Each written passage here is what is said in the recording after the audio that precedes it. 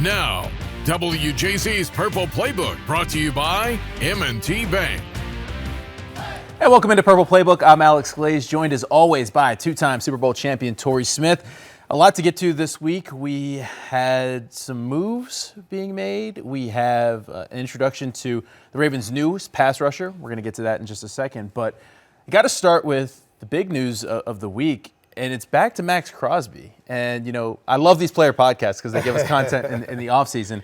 But Maxx opened up and went into detail about his time in Baltimore, his experience traveling, and I have a lot more to say about the travel accommodations and how that went for him as well. But most notably, he candidly spoke about the moment he learned that the trade was going to fall through.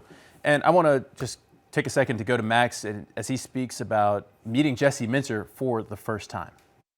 I dap him up, and I could just tell, like, the energy was a little bit off. And the GM was standing in, like, the hall, like, in the room next to me to the right. And that was the first time I seen him. And, you know, I'm just in my head, like, this is a whirlwind. Like, I'm so excited, like, fired up, you know what I mean? Like, this is a new opportunity, whatever. And you could just tell the energy was off. Like, I dapped him up. He had, like, a blank face. And I'm like, okay. I'm not thinking anything of it. Maybe he's just different. I don't know. I don't know him, whatever. Yeah. I go into the room. They sit me down on the couch, and he's like, man, I don't know how to say this, but, you know, one of our doctors has concerns with, you know, with the results and whatever. And, like, with your knee, like, some of them have, you know, are concerned about the future and da-da-da-da-da. And, you know, we really want you, and this is what it is, but, you know, we're just going to have to get more and more opinions. Wow. So, I mean, Maxx opened up and spoke about it a lot on that podcast, but I wanted to start with that, Torrey, your reaction to just what Maxx went through and his frustrations that he voiced on his podcast. Yeah, it's tough. And that's the part of the business that I absolutely hate. You know, people don't realize that there are real feelings involved there. And for Maxx, I just couldn't help but think about the fact that, yes, there was a time where he for sure wanted to leave and be a Raider, but that in your mind is a major hurdle to cross. Like, everything sounds good until you actually have to move. Right, and in his mind, by the time he went to Baltimore, he's imagining this as his new home. Right. His wife, he mentioned that. Right, his kids, he's thinking about these things, and all he knows is Oakland and Las Vegas, and it's a big deal. And then you come in, and you're not even aware of the medical things that these guys find. Right, in your mind, and I think it's important for people to know, one doctor may pass you, the next one may fail you. Right? It all depends on how the team uses it. I say all the time, and I actually just got an MRI in the last few months. And I was able to talk to a doctor, and I said, man, if I was an active player, what do you think about my knee? He said, I would tell them we couldn't sign you to anything more than a 1-year contract. And it just goes to show, like, it's a business and you're the product, and we just don't understand these things. So when it comes to Maxx, do I think he's going to be ready to play this season? Absolutely, I do. But I do think there had to have been a concern about the long-term deal. And when you started thinking about, man, this knee, maybe there's a little more cartilage damage than we realized. And, hey, just like they wouldn't sign me to anything more than a 1-year deal, maybe it's something where they see, hey, he may not, in their opinion, because they could be dead wrong, they may not think he's going to be good only for about another 2 or 3 years. And then you get to thinking, 2 years, 3 years, is that worth 2 first-round picks? If health and being consistently on the field as you age is going to be a factor. I'm surprised you didn't hear 1-year deal and start getting your workouts in and start maybe, you know. See, there's what they tell you your health is by a chart, and then there's what they tell you what your health is by feeling. By feeling, no, long gone. You're done. Long gone. No, but the other thing I do want to touch on, the travel accommodation sounded crazy to me because Maxx talked about flying into D.C. and then driving 2 hours to Baltimore. And just before he even gets to the building, that tells me that something's off because if you're spending 2 first-round picks, you're sending the jet to get your guy to come. That's just, you know more than I do, but I feel like, where's the jet? Why are you flying me commercial? 2 first-round picks. That would be the first sign to me that something's off. And to me, that only feeds into maybe the idea that the Ravens had an idea that they weren't going to go through with this before the medical stuff even came back. Yeah, I think everyone does it differently, right? I think the only people that are guaranteed jets are the guys that are drafted in the first round. Right, because 2 first-round picks, because they have you at the jet. Their jets are at the draft, and they're ready to take you the next morning to that particular team. When it comes to free agency or even being traded, unless it's something that they've actually been prepared for like that, you're not. Guys are flying first class, and here's the problem. And I know this because I traveled to Vegas. I'm not a gambler now, but I have had to go to Vegas a lot. I've flown direct to Vegas, and I had to go to Dallas because BWI doesn't have very many options. Their better direct options are like Southwest and Spirit. And I think I might walk before I get back on Spirit. So it's like, it's one of these things where the travel accommodations aren't the best. And if you're booking late, is he going to fly in the middle seat? Is he going to fly? That's one of the things that there aren't very many first class options direct for BWI. However, they had the jet for him on the way back. So you could tell there was a situation there. I don't think that was the end all be all, but I do know as a person that is from the DMV and lives here now, sometimes those flight options in the BWI aren't the best. Look, the options aren't great, but I could tell you I've never flown. I'm one of those people, I need direct flights. Me too. I need that. Me too. And I can't imagine flying into or out of D.C. and then driving back to Baltimore. That's just not. I've done it a million times. I'm not going to lie to you, though. When it comes to, when I was in San Francisco, I used to have to catch a flight to Dulles and then come back. I can come back direct, but going out, the time I need to go out, they didn't have any options. I would go to Dulles, come back. But I will tell you this, when it comes to Maxx and his travel accommodations, if you're paying me what you're paying me, I'll sit in the middle seat, come back Southwest. You can fly me back on the jet. I'll do that. No. Really quick before we get out of here, I just wanted to touch on Maxx and wrap this up. If Maxx is on schedule and if he is able to come back on schedule like he says and be ready by training camp, and he has another double-digit sack season, do you think that the Ravens are going to look back and regret backing out of this trade?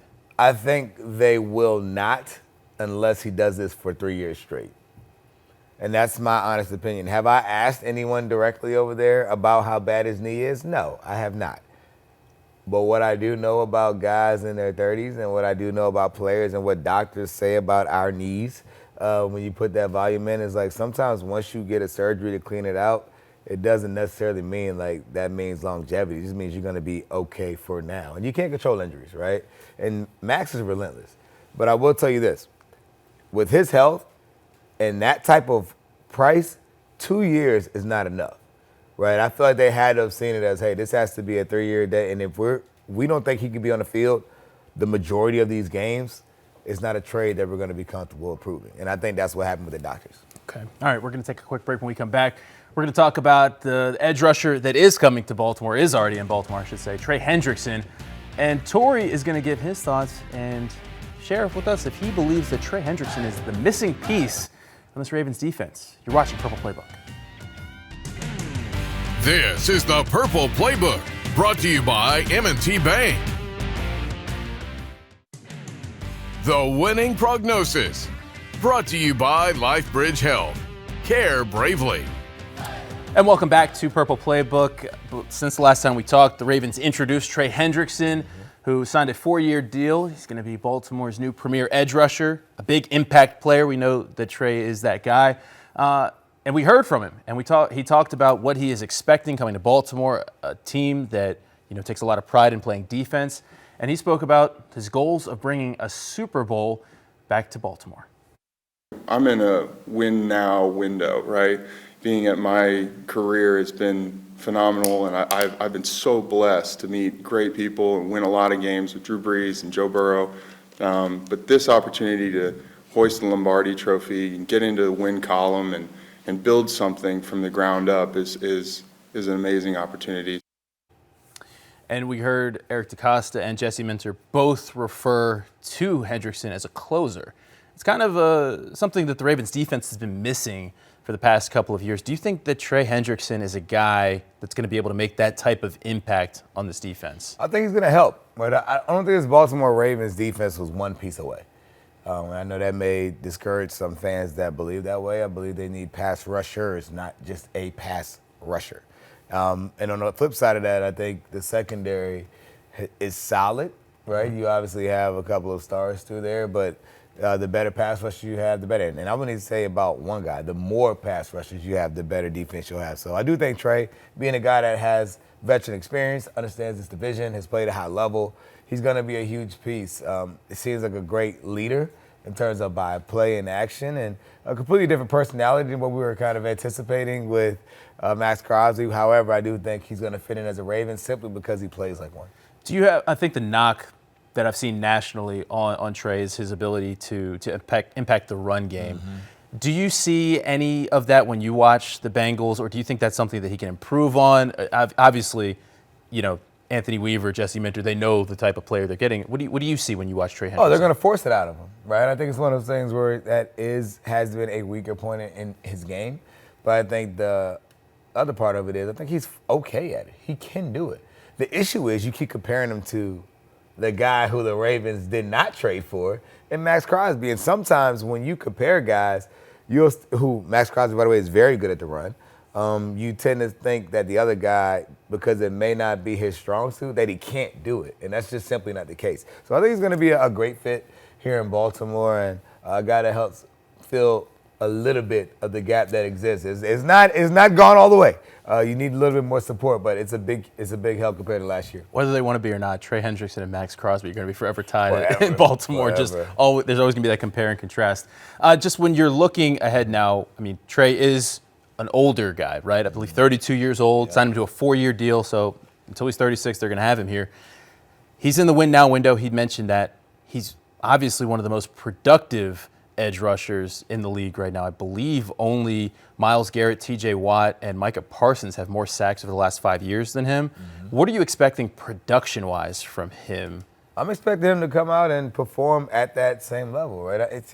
The expectation isn't for him to be the best defensive end in the league. It's simply not that. It's for him to fit in and represent this defense well, to get home, right? You referred to him as a closer earlier, like the team has, but it's important for him to be the guy that closes, because we've been seeing for the past few years, when there actually was pressure out there, guys getting close but not getting home. So I think if he's able to help the team turn that corner, help some of these young guys really step their game up, that'd be a big deal for their development, but also for him. I view this as a 2-year deal, right? He plays here 2 seasons. If he does well, he'll get a third. If not, that'll be all she wrote for him. But he is a guy right now that has the opportunity to help push this team forward. Absolutely. We're talking about Trey Hendrickson. You say he's not the missing piece necessarily for the defense. On offense, I think they're still looking for a piece as well, and a lot of people are looking at the receiver position as one of need. You can't have too many receivers, right?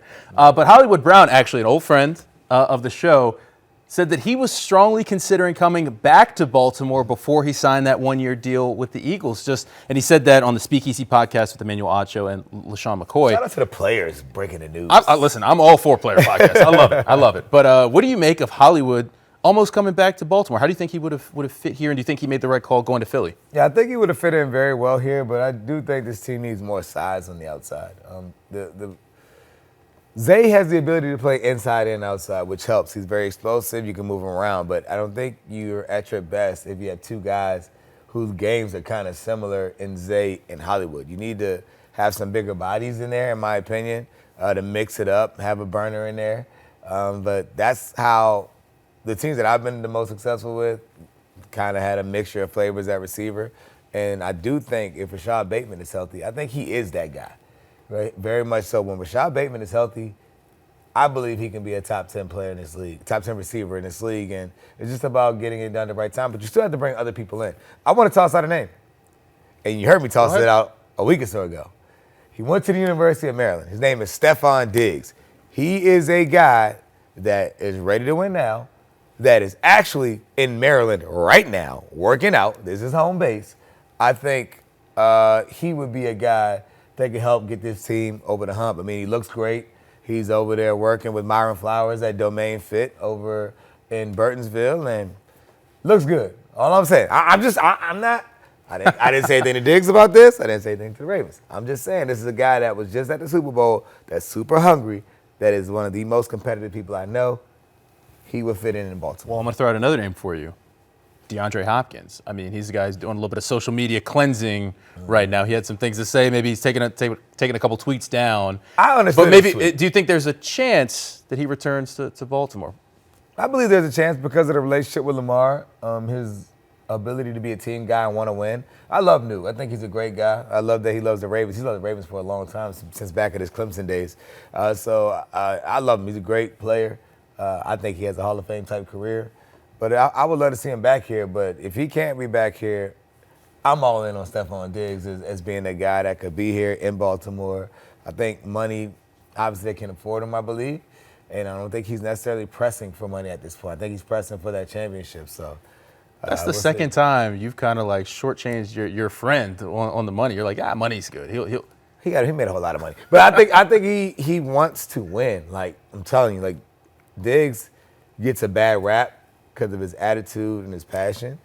But as you can see, when he was in New England this year, they were competing, they were winning. I think you saw the best leadership from him that you've seen in his career. Now, obviously, I personally know him, so I know how he is competitively. He wants to be around people that really want to go and get it. And I think the Ravens culture fits that. Like, his whole mindset. I felt that way since he was in college. They'll tell you. I was like, y'all need to go draft Stephon Diggs. They have all these dumb questions and coaches running with false narratives. I'm like, no. The kid loves football. He works his tail off, and he plays like a Raven. That attitude, that aggressiveness, you need a little bit of that. I think Diggs will fit in very well here. All right, well, Torrey's all in on Stephon Diggs. Got to get the campaign posters printed out. All right, we're going to take a break. When we come back, we are going to talk about Nnamdi Madubuike and the workout video that he posted this week. Is it something or nothing? Torrey weighs in on Purple Playbook continues. This is the Purple Playbook, brought to you by M&T Bank. The Bottom Line, brought to you by M&T Bank. And welcome back to Purple Playbook. It's time for something or nothing. I'm going to throw out a topic or headline. Torrey, you tell me if it's something or nothing. We got to start with Nnamdi Madubuike. He posted a pretty insane workout video this week. You see Nnamdi working, getting a little sled work in, and obviously he ended the season had a season-ending neck injury. But when you see the Nnamdi workout videos, that's something or nothing for you. I think there's something to it, right? Neck injuries are extremely dangerous, right? And for him to be able to work out at this high level, clearly he's able to be pain-free, which is a big deal. I'm not sure exactly the details of his injury, and obviously they're not going to leak that information. But I think for him, if he's able to move and do complex things like this without pain, he looks in phenomenal shape. So clearly this isn't a one-time video here. He's going to work. I think it looks good. If he's able to make a comeback and his scans are great going forward, I would love to see him back out there on that field. But if there is any kind of thing that it could offer him permanent damage or kind of slow him down, then I think he should shut it down. So I'm a person that's big on health. Player first. There's so much more to life beyond playing this game of football. So I hope that he's trending in the right way and that the medical results show that he's healing up properly. This might be the first ever something and nothing for me, right? Because it's first of all, I want to start with something. Wish him well. Looks great. Looks strong. So obviously he's putting in that work in. So that's something to me. But it's nothing from the standpoint of when I go back to September, John Harbaugh was asked about Nnamdi playing again, and he basically said, you'll have to ask Nnamdi, and Nnamdi will address that when the time is right. And that was just like a grim response that stuck out to me. Doesn't sound good at all. That stuck out to me, and that's kind of been my guiding light through all of this. It's obviously a very serious situation. He got shut down for the year. For me, until I see that he's medically cleared or hear that he's medically cleared or he's practicing or thudding or hitting, like that's when it'll be something. But for now, from that standpoint, it's nothing. Yeah, that's a great analysis by you, and you got to play it safe, right? To me, I always err on the side of safety, which sounds crazy, but I do believe that, again, you play football, you're not a football player, that's not your identity, and Nnamdi is an extremely smart young man. He's made a lot of money that he's been able to earn through playing this game, and one day he's going to have kids and want to run around and play with them, and hopefully he heals up if he can compete in a healthy way. Obviously, they wouldn't clear him if he couldn't. That'd be great, but if he can't, I'm all for him shutting this thing on down and transitioning to the next phase of life. Absolutely. All right. Next topic, we have the big blockbuster trade this week. Jalen Waddle getting traded to the Broncos. The Dolphins receiving, I should say, 3 picks in exchange for Waddle. Is that something or nothing for you? Oh, man, a whole bunch of something, because I have no idea what the Dolphins are doing right now. It seems like they're hitting the fire reset sale button. Get the picks. They're trying to start on over, and I tell y'all all the time, I'm a firm believer in a sure thing as a player is better than the draft pick. However, I get how it works out. Look at this Ravens class that just signed a whole bunch of money in free agency. So when you develop guys, it definitely does help you. But I'm more excited about this Jalen Waddle trade because he literally just did an interview talking about if you could fight any player who would it be? And he said Pat Surtain, his former teammate from Alabama, and now Pat Surtain being the all-pro corner for the Denver Broncos. Those two guys have an opportunity to trash talk in the locker room. I'm excited for them to be around friends, to be able to compete. Yeah, the Broncos, this is all in for them, right? I mean, Sean Payton's got his quarterback. I'm excited to see what he does with Jalen Waddle. He's an interesting, unique receiver. How much fun he can have in different positions he can put him in to win. Obviously, that defense is strong, so really looking forward to see Bo Nix take that next step as well and see what this Denver offense can become. All right, we're going to take a break. When we come back, we are going to wrap up the show. You're watching Purple Playbook. This is the Purple Playbook, brought to you by M&T Bank.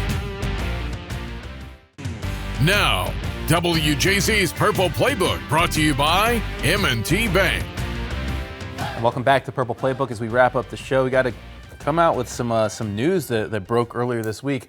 T. Martin, former Ravens quarterback coach, going back to college, going back working with Lane Kiffin as an offensive assistant at LSU. What do you? I was severely disappointed by it. It hurts my feelings for him. This is a guy that coached an MVP. Was a part of offenses that have been top in the league, and he has to go to college to get a job. I think it's embarrassing. I think there are plenty of positions in this league that were open with this many new coaches. He should have had a shot. He paid his dues, and to have to go back up, I think it's crazy. But I'm excited for a new opportunity for him just to simply win. And LSU, that's going to be an exciting team with Lane Kiffin there to be a part of. So happy for T to land. That's somewhere. it. Happy for T, but that's terrible. All right, well, that's going to do it for this week's Purple Playbook. For two-time Super Bowl champion Torrey Smith, I'm Alex Glaze. We will be back next week. Have a good night.